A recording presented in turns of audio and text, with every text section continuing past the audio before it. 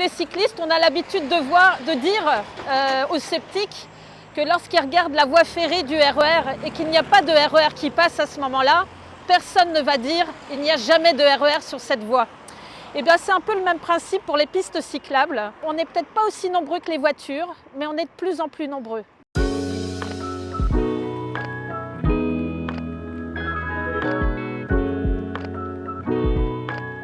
On a vu, nous cyclistes, à simple observation, qu'on était de plus en plus nombreux à prendre le vélo pour aller travailler, pour aller faire du sport, pour aller voir nos amis.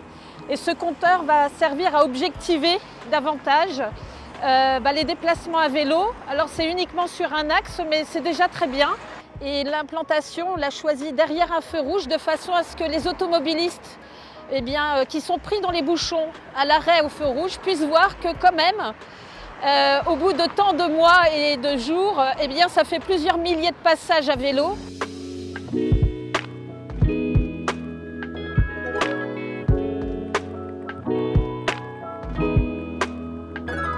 Le budget participatif, c'est vraiment du concret. C'est des projets qui concernent la vie quotidienne des habitants, notamment sur les espaces publics, sur l'aménagement, sur la végétalisation. C'est des petits projets, le budget participatif, mais c'est des petits projets proposés par les habitants, choisis par les habitants et qui ont un impact sur le quotidien.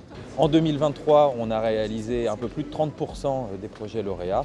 Charge à nous de réaliser la suite au cours de l'année prochaine. On a reçu en tout et pour tout au cours du budget participatif plus de 550 propositions qui ont ensuite été instruites par les services en interne, qui leur ont attribué un budget, qui ont essayé de voir aussi est-ce que le projet était réalisable et rentrait dans le cadre du règlement. On a eu ensuite 180 projets qui ont été soumis au vote et 106 projets lauréats qui seront normalement tous réalisés d'ici la fin de l'année 2024.